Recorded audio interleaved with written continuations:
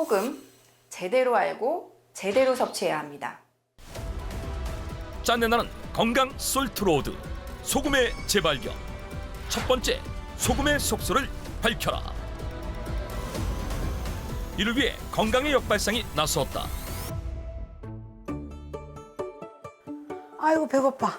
엄마, 조금만 기다려. 이거 거의 다 끓었어. 아휴 맛 좀 봐야지.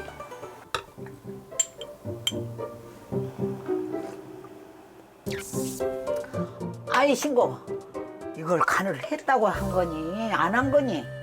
아유 소금 좀 넣어야겠다. 안 돼, 엄마. 이거 간 한 거야. 뭐 간을 했다고? 아이고 이렇게 맹탕인데 무슨 간을 했다고 아니야. 내가 이거 끓기 전에 이미 소금을 넣었어. 그래서 안 넣어도 돼. 아이고 무슨 끓기 전에 간을 했다고 그래. 아이고 황당하네. 엄마, 이게 끓기 전에 간을 해야 덜 짜게 먹어서 더 좋대. 음식이 끓기 전에 간을 해야 덜 짜게 먹을 수 있어 건강에 도움이 된다는 딸의 주장. 과연 이는 사실일까? 정답은 O입니다. 덜 짜게 먹으려면 끓기 전에 간을 해라? 대체 그 이유는 무엇일까? 뜨거운 음식을 먹으면 그 온도로 인해서 미각이 둔해지고 간이 잘 느껴지지 않게 되기 때문에 그래서 같은 국이라도 식었을 때 더 짜게 느껴지는 겁니다. 그러니까 나트륨 함량을 줄이기 위해서는 따님이 주장한 것처럼 음식이 끓기 전에 미리 간을 하는 것이 좋겠습니다. 단순히 짠맛만 생각했다간 발등지키기 쉬운 나트륨의 세계. 제대로 알지 못하면 오히려 짠맛에 중독돼 건강을 해칠 수 있다는데. 그래서 준비했다. 밥상이 보이지 않는 나트륨을 꼼꼼하게 파헤쳐줄 짠맛 대결 퀴즈. 이번 퀴즈에 도전할 이들은 신나는 음악과 함께 재미있게 건강을 챙긴다는 줌바 댄스 회원들이다. 과연 이들은 보이지 않는 나트륨의 세계를 속속들이 파헤칠 수 있을까? 첫 번째 짠맛 대결은 추운 겨울에 딱 맞는 국물 요리. 얼큰한 육개장과 칼칼한 부대찌개 중 내 몸을 더 짠내나게 만들어줄 요리는 무엇일까? 육개장이냐 부대찌개냐 메뉴를 선택하듯 신중하게 고르는 줌바 댄스 회원들.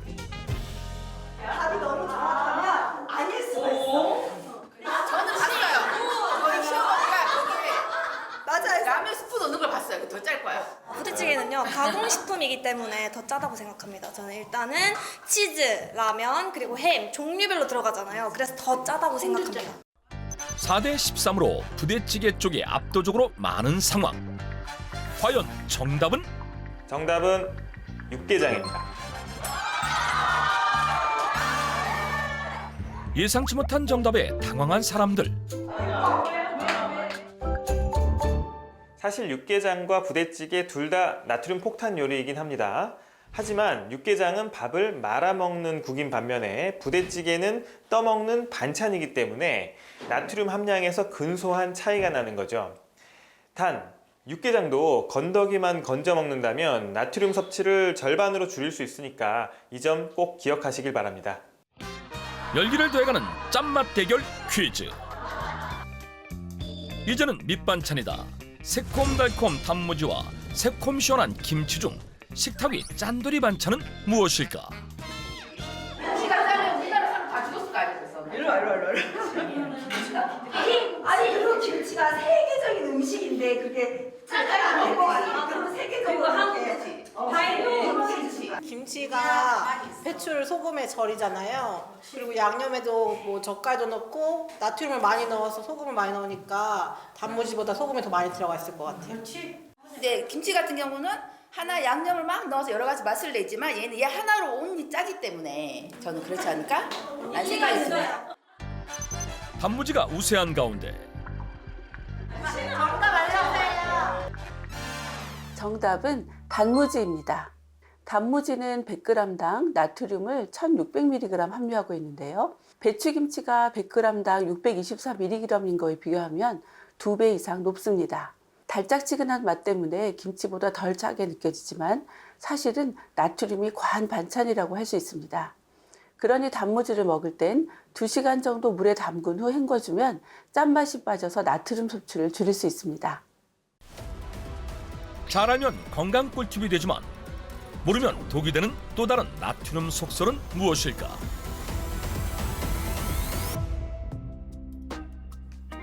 엄마, 나는 크고 굵은 게 좋아.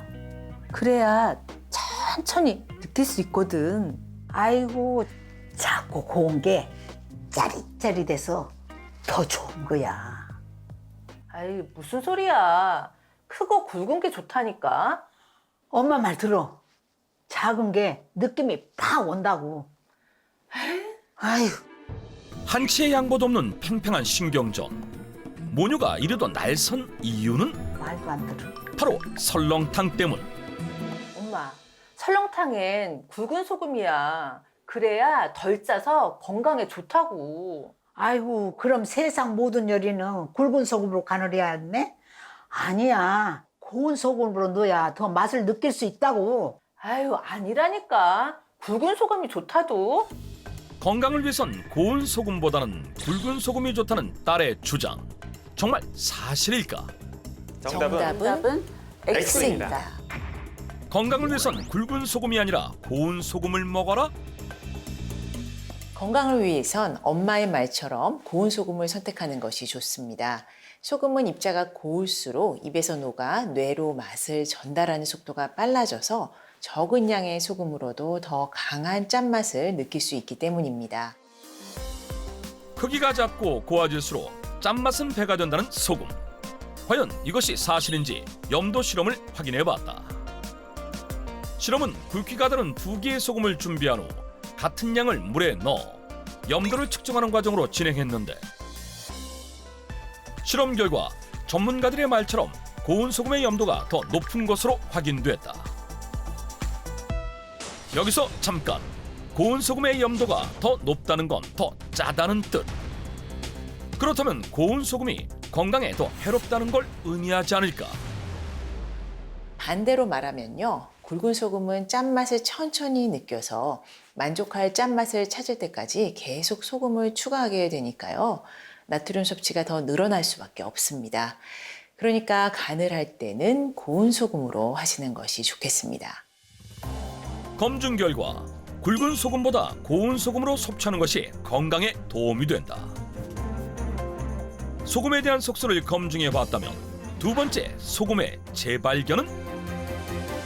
소금이라고 모두 나쁜 것이 아닙니다. 건강한 소금도 있습니다. 짠내 나는 건강 솔트로드 소금의 재발견. 두 번째, 건강한 소금을 찾아라. 건강한 소금은 염도는 낮고 미네랄이 풍부한 소금인데요. 지금 전북 고창으로 가시면 땅의 좋은 기운을 받고 탄생한 귀한 미네랄 소금을 만나볼 수 있습니다. 바다가 아니라 땅의 기운을 받고 탄생한 소금이 있다? 그 신비한 존재를 영접하기 위해 서둘러 전북 고창으로 향한 제작진. 도착한 곳에는 소금의 흰 빛깔이 아니라 흑빛의 옹기들만이 가득했는데 여기가 정말 미네랄 소금이 탄생하는 곳이 맞는 것일까? 거듭되어 쌓여가는 옹기들과 그런 옹기를 굽는 가마까지 확인했지만 흙으로 만든 옹기만 보일 뿐 소금은 보이지 않고 설마 우리가 잘못 찾아온 것일까? 근데 소금은 어디 있나요? 소금이요? 저곳에 있어요. 라이술 씨가 가리킨 곳에는 방금 고져 나온 옹기들밖에 보이지 않았는데 대체 소금은 어디에 있는 것일까? 제작진의 의심이 거듭되던 그때 갑자기 구워진 옹기의 뚜껑을 여는 라이술 씨. 이게 질 좋은 황토로 만들어진 황토 소금입니다. 아주 잘 구워졌어요. 건강 미네랄 소금이 바로 황토 소금이다. 황토 소금은 황토 옹기 속에서 구워 만든다고 해 붙여진 이름인데 흰 빛깔의 여느 소금과는 달리 여린 빛을 띠고 있는 것이 특징이다. 황토 이 자체에서 구워지는 과정에 사실 황토라는 게 원적에서 나온다고 하잖아요. 그래서 구워지면서 천일염에 있는 우리 인체에 안 좋은 어떤 요소들이 거기서 이제 다 중화돼서 많이 없어져요. 구워지는 과정에서 소금 속 유해한 성분이 사라지며 좋은 영양소만 남는다는 황토소금. 정말 사실일까? 실제로 황토소금은 일반 천일염에 비해 마그네슘, 칼륨과 같은 미네랄이 풍부한 것으로 알려져 있습니다. 황토 옹기에 넣고 높은 온도로 구워지는 동안 비소, 납, 카드뮴 같은 중금속 물질은 날아가고 혈압 조절에 도움되는 미네랄 성분은 극대화되기 때문입니다. 굽는 과정에서 불순물은 제거되고 몸에 좋은 미네랄만 남아 미네랄 소금으로도 불리는 황토소금. 이것은 어떻게 만들어지는 것일까? 제가 지금 만든 이 황토 용기인데 여기에다 이제 천일염을 보통 3, 4년 간수 뺀 걸 담아서 굽게 되는 거예요. 짠맛을 줄이기 위해 3, 4년간 간수를 뺀 천일염을 사용한다고 하는데 한번 가마에 들어가는 작업을 할 때마다 약 1,400여 개의 옹기에 일일이 소금을 채워 작업을 한다고 한다. 이 황토 용기들은 다 직접 만드신 건가요? 네, 제가 직접 만든 거예요. 원래 제가 도자기 이제 6대째 도공인데 그러다 보니까 이 황토 용기를 제가 직접 다 만들어서 사용을 하게 됩니다. 황토 소금을 품는 황토 옹기부터 재료가 되는 소금까지 그의 손을 거치지 않는 일이 없다. 굽는 온도와 시간은 어떻게 돼요? 굽는 온도는 약 800도를 기준해서 굽고요. 시간은 뭐 정확하게 나타나는 거 아닌데 평균적으로 20시간 정도 불을 뗍니다. 황토 소금은 800도가 넘는 고온에서 약 하루 정도 구워지는데 온도가 높으면 타고 너무 낮으면 자칫 쓴맛이 날 수 있기 때문에 꼬박 하루를 곁에서 불 조절을 해줘야 한다. 그렇게 24시간 뜨거운 가마에서 구워진 황토 소금은 다시 6시간 동안 천천히 식히는 과정을 거친 후에야 비로소 완성된다. 불과 흙 그리고 시간을 통해 미네랄이 풍부한 건강소금으로 환골탈퇴한 황토소금. 과연 어떻게 변했을까? 근데 사장님 아까보다 이렇게 양이 좀 줄어든 것 같은데요? 이게 한번 굽게 되면은 이렇게 25%에서 30% 정도가 줄어요. 왜냐 천일염은 입자가 굵잖아요. 불에서 구워지게 되면은 원래 있던 어떤 불순물들이 다 제거가 되면서 이렇게 가늘게 소금이 이렇게 만들어져요. 황토소금은 구워지는 과정에서 미네랄만 남기 때문에 물리적인 힘 없이 스스로 입자가 고와질 뿐만 아니라 수분기도 없어 만지기만 해도 손에서 쉽게 가루가 된다고 한다. 사장님 그러면은 이렇게 황토소금 자주 드세요? 많이 먹죠. 이 소금은 저염식을 안 해도 뭐 혈압 걱정할 필요 없고 혈액순환도 잘 되고 우리 인체에 더 해로움보다는 더 이로운 게 더 많지 않을까 하는 생각을 합니다. 미네랄이 풍부한 황토소금 덕분에 혈압 건강을 챙기고 있다는 라이술 씨. 그는 황토소금을 어떻게 활용하고 있을까? 저는 나른할 때 소금 한 잔씩을 마시고 있어요. 소금을 한 잔씩 한다고요? 네. 라이술 씨가 말한 황토소금 한 잔의 정체는 무엇일까? 사실 그건 뭔가요? 아, 커피요. 근데 커피에다가 소금을 넣어서 먹어요? 이게 커피가 더 풍미가 살아나고 또 맛도 달라져요. 소금빵, 소금 아이스크림은 흔히 알고 있지만 소금 커피는 생소한 조합인데 영양적으로 괜찮은 것일까? 커피와 소금은 의외로 시너지가 좋은 식재료인데요. 커피의 폴리페놀 성분이 황토 소금 속에 들어있는 풍부한 미네랄 성분의 체내 흡수를 높여주기 때문에 혈액 속 염증도 배출을 도와주고 혈압 건강도 챙길 수 있습니다.